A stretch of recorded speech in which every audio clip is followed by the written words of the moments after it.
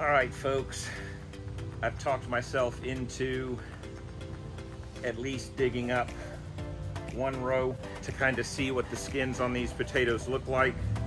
And then I'll decide based on that after the first couple of plants even if I want to do the rest of this.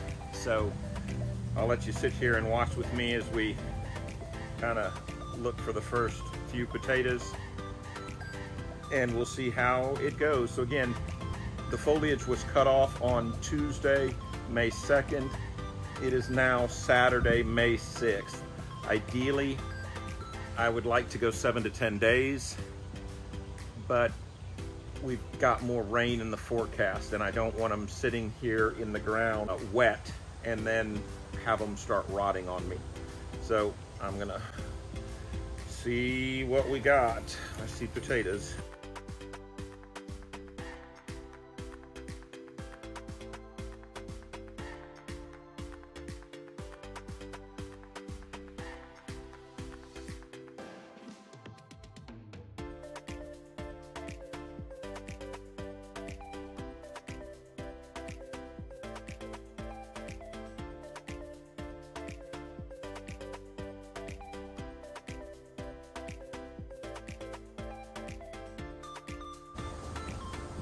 So immediately, one of the things that I'm noticing when I'm, digging here with these potatoes that are in the ground, there may not be as many, but they are a better size. I don't know if you call that a better quality or not, but they're bigger.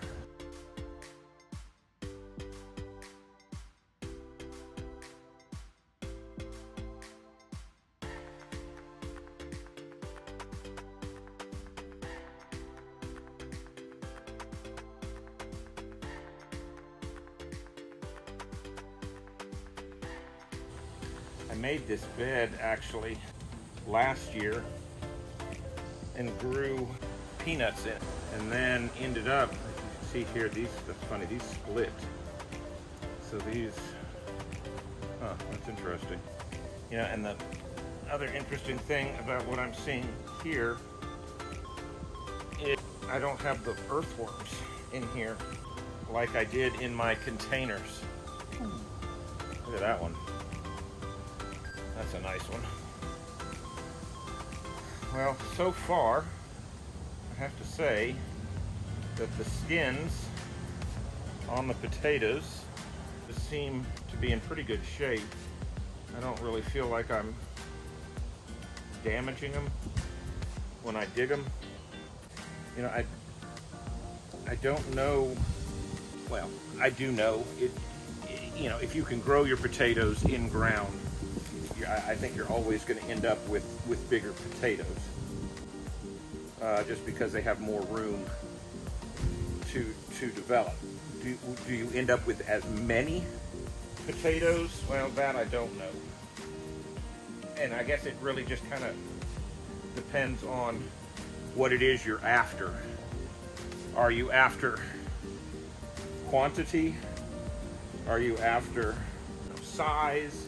What is it exactly that you're looking for in the potatoes that you're growing? Because, and it could be that you're looking for both.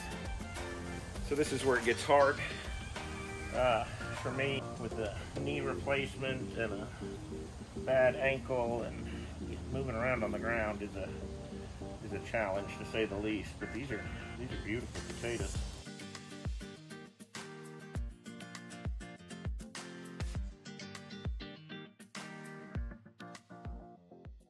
So anyways, there's one here you can see. This is what I'm trying to avoid. You see that? How I scratched the skin?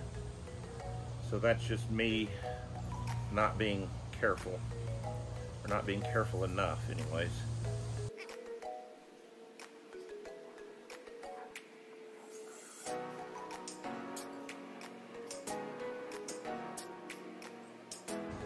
So I kind of planted these in rows, maybe not the best rows, but they were rows nonetheless.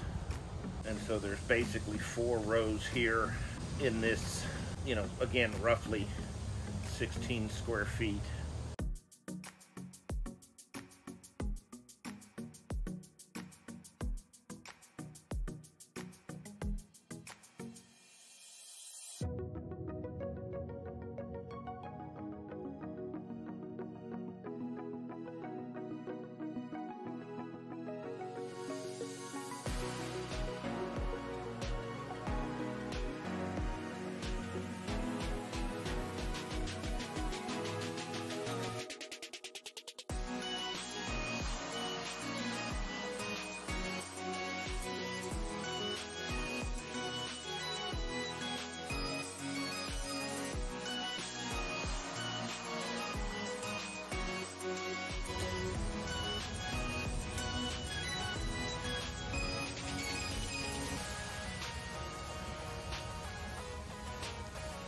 Well, folks, unbeknownst to me, my camera overheated and shut down. So I was just digging away here in my little raised bed, but this is what I pulled out of there. So this was 16 seed potatoes, and it's a 4 foot by 4 foot area, and I'm just thrilled to death with the production. I'll take these in and get them on a scale and get them weighed. We got plenty of potatoes, and this is just the start of it. So, time to jump in the pool now. Well, as I had kind of predicted, I'm glad I made the decision to harvest the potatoes that I harvested yesterday. It's been raining all day today. This is actually Sunday. I'm following up the day after. And it did start raining. And so it is very, very seldom when I can say I called one right and, you know, got a crop in before it potentially could be damaged. Because the thing is, once you've cut the foliage off, if those potatoes start getting wet again, they can't deal with that moisture, and they're potentially gonna get mold and start rotting on you.